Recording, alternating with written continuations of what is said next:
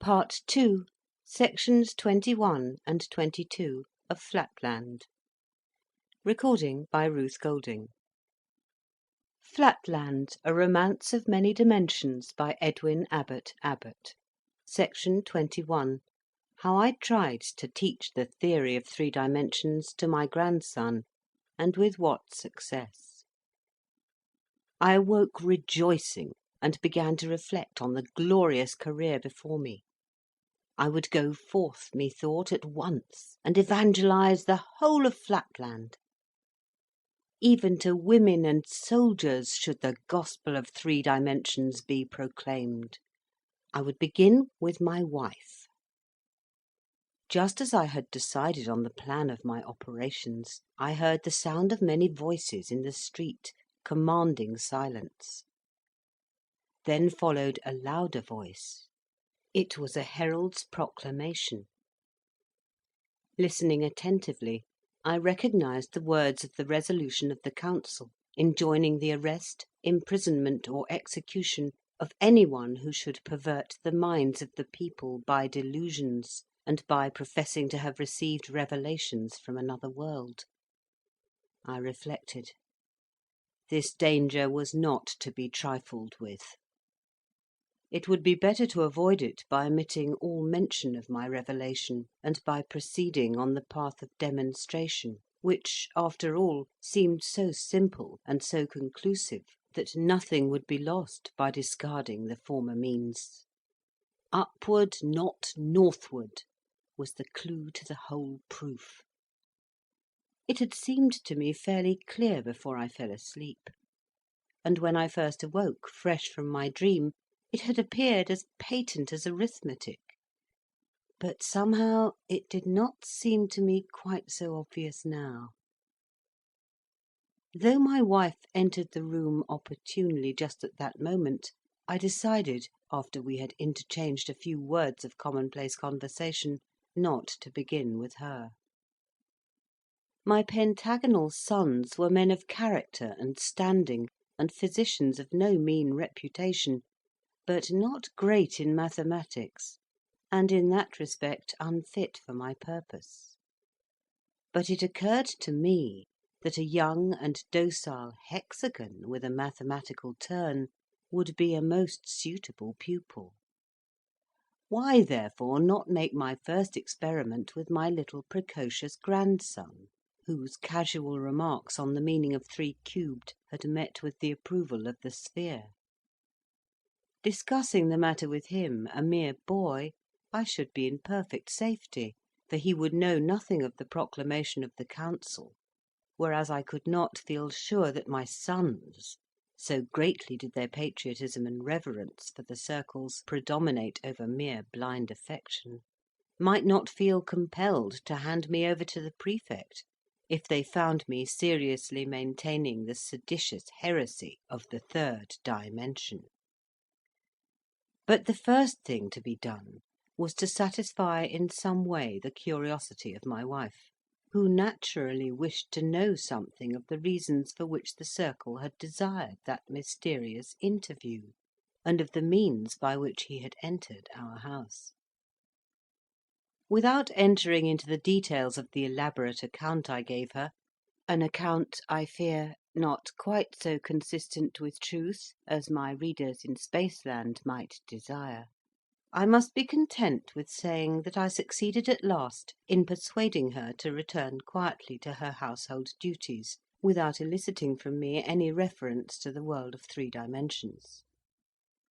This done, I immediately sent for my grandson, for, to confess the truth, I felt that all I had seen and heard was in some strange way slipping away from me, like the image of a half-grasped, tantalizing dream, and I longed to essay my skill in making a first disciple. When my grandson entered the room, I carefully secured the door. Then, sitting down by his side, and taking our mathematical tablets, or, as you would call them, lines, I told him we would resume the lesson of yesterday. I taught him once more how a point by motion in one dimension produces a line, and how a straight line in 2 dimensions produces a square. After this, forcing a laugh, I said, "And now, you scamp, you wanted to make me believe that a square may, in the same way, by motion upward, not northward, produce another figure, a sort of extra square in 3 dimensions. Say that again, you young rascal." At this moment we heard once more the herald's "Oh yes, oh yes," outside in the street, proclaiming the resolution of the council. Young though he was, my grandson, who was unusually intelligent for his age, and bred up in perfect reverence for the authority of the circles, took in the situation with an acuteness for which I was quite unprepared. He remained silent till the last words of the proclamation had died away, and then, bursting into tears, "Dear grandpapa," he said, "that was only my fun, and of course I meant nothing at all by it, and we did not know anything then about the new law, and I don't think I said anything about the 3rd dimension, and I am sure I did not say one word about upward, not northward, for that would be such nonsense, you know. How could a thing move upward and not northward? Upward and not northward! Even if I were a baby, I could not be so absurd as that. How silly it is! Ha, ha!" "Not at all silly," said I, losing my temper. "Here, for example, I take this square," and at the word I grasped a movable square which was lying at hand, "and I move it, you see, not northward, but, yes, I move it upward. That is to say, not northward, but I move it somewhere, not exactly like this, but somehow—" Here I brought my sentence to an inane conclusion, shaking the square about in a purposeless manner, much to the amusement of my grandson, who burst out laughing louder than ever, and declared that I was not teaching him, but joking with him; and so saying, he unlocked the door and ran out of the room. Thus ended my first attempt to convert a pupil to the gospel of 3 dimensions. Section 22. How I then tried to diffuse the theory of 3 dimensions by other means, and of the result. My failure with my grandson did not encourage me to communicate my secret to others of my household. Yet neither was I led by it to despair of success. Only I saw that I must not wholly rely on the catch phrase "upward, not northward," but must rather endeavour to seek a demonstration by setting before the public a clear view of the whole subject, and for this purpose it seemed necessary to resort to writing. So I devoted several months in privacy to the composition of a treatise on the mysteries of 3 dimensions. Only, with the view of evading the law, if possible, I spoke not of a physical dimension, but of a Thoughtland, whence, in theory, a figure could look down upon Flatland, and see simultaneously the insides of all things, and where it was possible that there might be supposed to exist a figure environed, as it were, with 6 squares, and containing 8 terminal points. But in writing this book, I found myself sadly hampered by the impossibility of drawing such diagrams as were necessary for my purpose. For of course in our country of Flatland there are no tablets but lines, and no diagrams but lines, all in one straight line, and only distinguishable by difference of size and brightness; so that when I had finished my treatise, which I entitled "Through Flatland to Thoughtland," I could not feel certain that many would understand my meaning. Meanwhile my life was under a cloud. All pleasures palled upon me.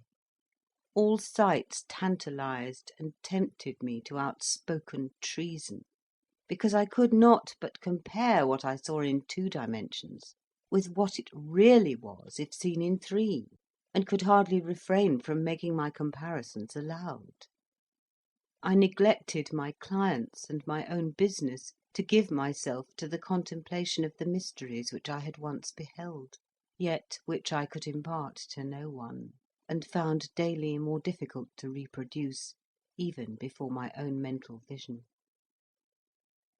One day, about 11 months after my return from Spaceland, I tried to see a cube with my eye closed, but failed; and though I succeeded afterwards, I was not then quite certain, nor have I been ever afterwards, that I had exactly realised the original.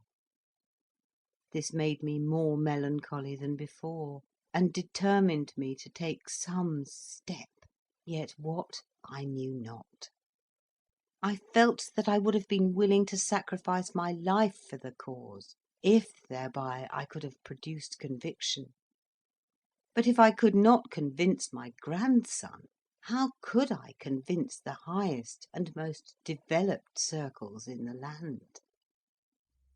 And yet at times my spirit was too strong for me, and I gave vent to dangerous utterances. Already I was considered heterodox, if not treasonable, and I was keenly alive to the dangers of my position. Nevertheless, I could not at times refrain from bursting out into suspicious or half seditious utterances, even among the highest polygonal and circular society. When, for example, the question arose about the treatment of those lunatics who said that they had received the power of seeing the insides of things, I would quote the saying of an ancient circle, who declared that prophets and inspired people are always considered by the majority to be mad; and I could not help occasionally dropping such expressions as "the eye that discerns the interiors of things," and "the all-seeing land." Once or twice I even let fall the forbidden terms, "the third and fourth dimensions." At last, to complete a series of minor indiscretions, at a meeting of our local speculative society, held at the palace of the prefect himself, some extremely silly person having read an elaborate paper exhibiting the precise reasons why Providence has limited the number of dimensions to 2, and why the attribute of omnividence is assigned to the Supreme alone, I so far forgot myself as to give an exact account of the whole of my voyage with the sphere into space, and to the assembly hall in our metropolis, and then to space again, and of my return home, and of everything that I had seen and heard in fact or vision. At first, indeed, I pretended that I was describing the imaginary experiences of a fictitious person, but my enthusiasm soon forced me to throw off all disguise, and finally, in a fervent peroration, I exhorted all my hearers to divest themselves of prejudice, and to become believers in the third dimension. Need I say that I was at once arrested and taken before the council? Next morning, standing in the very place where, but a very few months ago, the sphere had stood in my company, I was allowed to begin and to continue my narration unquestioned and uninterrupted. But from the first I foresaw my fate. For the President, noting that a guard of the better sort of policemen was in attendance, of angularity little, if at all, under 55 degrees, ordered them to be relieved, before I began my defence, by an inferior class of 2 or 3 degrees. I knew only too well what that meant. I was to be executed or imprisoned, and my story was to be kept secret from the world by the simultaneous destruction of the officials who had heard it. And this being the case, the President desired to substitute the cheaper for the more expensive victims. After I had concluded my defence, the President, perhaps perceiving that some of the junior circles had been moved by my evident earnestness, asked me 2 questions. 1. Whether I could indicate the direction which I meant when I used the words upward, not northward. 2. whether I could, by any diagrams or descriptions, other than the enumeration of imaginary sides and angles, indicate the figure I was pleased to call a cube. I declared that I could say nothing more, and that I must commit myself to the truth, whose cause would surely prevail in the end. The President replied that he quite concurred in my sentiment, and that I could not do better. I must be sentenced to perpetual imprisonment. But if the truth intended that I should emerge from prison and evangelise the world, the truth might be trusted to bring that result to pass. Meanwhile I should be subjected to no discomfort that was not necessary to preclude escape, and unless I forfeited the privilege by misconduct, I should be occasionally permitted to see my brother, who had preceded me to my prison. 7 years have elapsed, and I am still a prisoner, and, if I except the occasional visits of my brother, debarred from all companionship save that of my gaolers. My brother is one of the best of squares, just, sensible, cheerful, and not without fraternal affection. Yet I must confess that my weekly interviews, at least in one respect, cause me the bitterest pain. He was present when the sphere manifested himself in the council chamber. He saw the sphere's changing sections. He heard the explanation of the phenomena then given to the circles.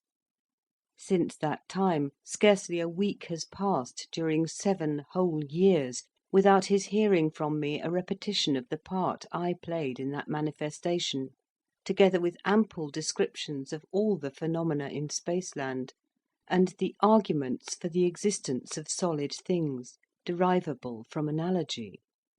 Yet, I take shame to be forced to confess it, my brother has not yet grasped the nature of the third dimension, and frankly avows his disbelief in the existence of a sphere. Hence I am absolutely destitute of converts, and, for aught that I can see, the millennial revelation has been made to me for nothing.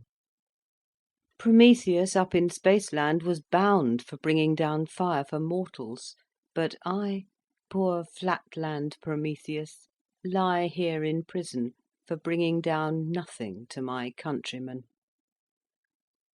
Yet I exist in the hope that these memoirs in some manner, I know not how, may find their way to the minds of humanity in some dimension, and may stir up a race of rebels who shall refuse to be confined to limited dimensionality. That is the hope of my brighter moments. Alas, it is not always so. Heavily weighs on me at times the burdensome reflection that I cannot honestly say I am confident as to the exact shape of the once seen, oft regretted cube.